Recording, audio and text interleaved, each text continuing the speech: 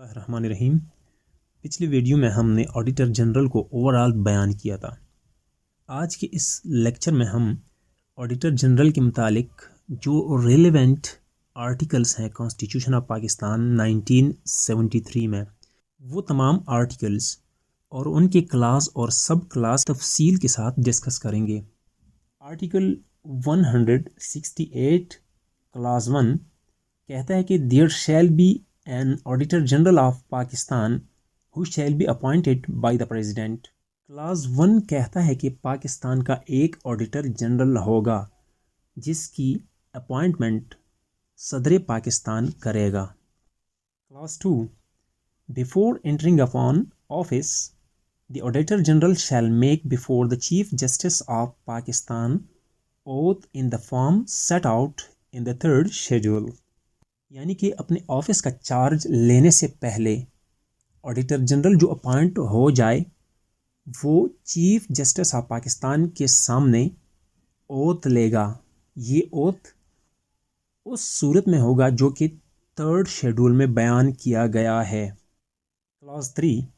The Auditor General shall, unless he sooner resigns or is removed from office in accordance with clause number 5, hold office for a term of 4 years from the date on which he assumes such office or attains the age of 65 years, whichever is earlier۔ Class 3 کہتا ہے کہ auditor general یا جب تک استعفیٰ نہ دے یا پھر اسے کلاس 5 کے مطابق جو کہ بعد میں بیان کیا جائے گا اس کے مطابق اس کے آفس سے اسے ہٹایا نہ جائے، وہ 4 سال تک اپنی تقرری کی تاریخ سے اپنی ڈیوٹی انجام دیتا رہے گا، یا پھر اگر 4 سال سے پہلے اس کی عمر 65 سال کو پہنچ جائے تو وہ اپنا آفس چھوڑ دے گا۔ آسان الفاظ میں اس طرح کہہ سکتے ہیں کہ آڈیٹر جنرل 4 سال تک ڈیوٹی انجام دیتا رہے گا۔ 2 صورتیں ہیں کہ وہ 4 سال سے پہلے اپنے آفس سے فارغ کیا جائے گا۔ پہلی صورت یہ ہے کہ یا تو وہ استعفیٰ دے دے یا پھر 4 سال کا ٹینیور پورا کرنے سے پہلے اس کی عمر 65 سال مکمل ہو جائے،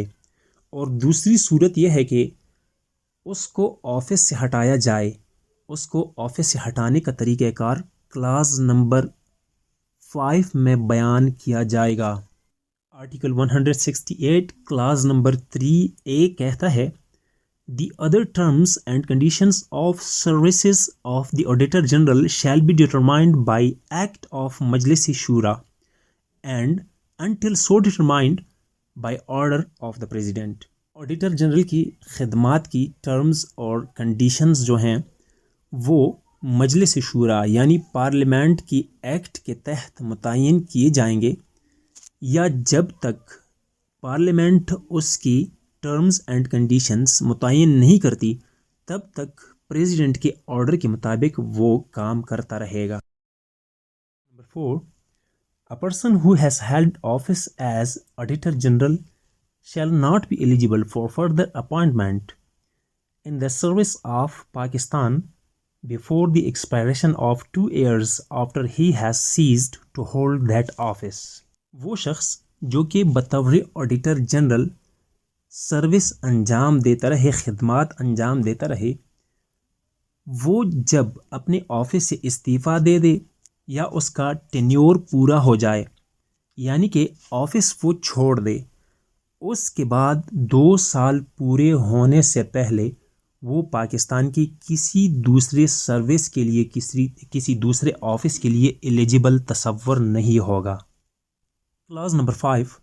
جس کا ذکر ہم نے کلاس نمبر 3 میں کیا تھا وہ یہ ہے کہ the auditor general shall not be remove from office except in the like manner and on the like grounds as a جج of the supreme court. Supreme court کے جج کو اس کے عہدے سے ہٹانے کے لیے جو طریقہ کار اور جو وجوہات بیان کی گئی ہیں ان طریقہ کار اور ان وجوہات کے بغیر آڈیٹر جنرل کو اس کے عہدے سے فارغ نہیں کیا جا سکتا۔ آرٹیکل 168 کلاز نمبر 6 کہتا ہے at any time when the office of the auditor general is vacant of the Auditor General is absent or is unable to perform the function of his office due to any cause, the President may appoint the most senior officer in the office of the Auditor General to act as Auditor General and perform the functions of that office. Class number 6 کہتا ہے کہ کسی بھی time پر کسی بھی وقت اگر auditor general کا آفس خالی ہے، مثلاً اگر آڈیٹر جنرل ایبسینٹ ہے یا وہ اپنی ڈیوٹی کو انجام دینے کے قابل نہیں، تو اس صورت میں صدر اس آفس کے کسی سینئر موسٹ آفیسر کو بطور آڈیٹر جنرل مقرر کرے گا اور وہ شخص آڈیٹر جنرل کی طرح ایکٹ کرے گا اور اس کے فنکشنز ادا کرے گا۔ Article 169 and powers of Auditor General. The Auditor General shall, in relation to number A, the accounts of the federal and of the provinces,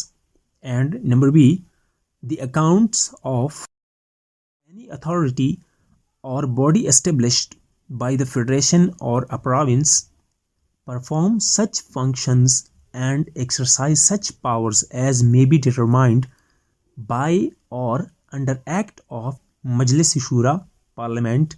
and until so determined by order of the President. Article number 169 کہتا ہے کہ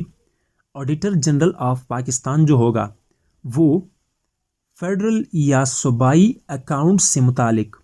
یا وہ authority یا وہ body جو کہ federation یا پروونس مقرر کر دے ان کے اکاؤنٹس کے متعلق وہ تمام امور انجام دے گا جس کے اختیارات اسے یا تو مجلس شورا یعنی کہ پارلیمنٹ دے دے، یا پھر جب تک مجلس شورا اس کے اختیارات وضع نہیں کرتی تب تک وہ صدر کے احکامات کے مطابق اپنے کام انجام دے گا۔ اس کے اختیارات صدر کے احکامات کے مطابق ہوں گے۔ اختیارات کس چیز سے متعلق ہوں گے اس کی وضاحت آرٹیکل 170 کرتی ہے۔ آرٹیکل 170 کلاس 4 سب کلاس 1 کہتا ہے The accounts of the Federation and the provinces shall be kept in such form and in accordance with such principle and methods as the Auditor General may, with the approval of the President, prescribe. اس حالت میں اس ترتیب کے ساتھ رکھے جائیں گے جس قانون اور جس طریقہ کار کی آڈیٹر جنرل ہدایت کرے گا، اور آڈیٹر جنرل صدر کے مقرر کردہ طریقہ کار کو فالو کرنے کا پابند ہوگا۔ Class 4 sub class 2 the audit of the account of the federal and of the provincial government and the accounts of the authority or body established by or under the control of the federal or a provincial government shall be conducted by the Auditor General, who shall determine the extent and nature of such audit. وفاق کے accounts, صوبوں کے accounts یا پھر کوئی بھی authority یا کوئی بھی باڈی جسے فیڈرل گورنمنٹ یا پروونشل گورنمنٹ ایتھورائز کرے، ان سب کے اکاؤنٹس کی آڈٹ آڈیٹر جنرل کرے گا۔ Article 171 The reports of the Auditor General relating to the accounts of the Federation shall be submitted to the President, who shall cause them to be laid before the both houses of Majlis Shura, and the reports of the Auditor General relating to the accounts of a province shall be submitted to the Governor of the province, who shall cause them to be laid before the Provincial Assembly. Article number 171 auditor general کی reports کے متعلق ہے۔ اس article میں واضح کیا گیا ہے کہ آڈیٹر جنرل فیڈریشن کے متعلق جو رپورٹ سبمٹ کرے گا پریزیڈنٹ کو، تو پریزیڈنٹ وہ رپورٹیں پارلیمنٹ کی دونوں ہاؤسز کے سامنے رکھے گا، اور جو رپورٹس آڈیٹر جنرل صوبوں کی اکاؤنٹس کے متعلق تیار کرے گا تو صوبائی اکاؤنٹس کی رپورٹس سندھ صوبے کے گورنر کو پیش کر کے گورنر اسے صوبائی اسمبلی میں پیش کرے گا۔ امید ہے آپ کو یہ ویڈیو پسند آئی ہوگی، تو پلیز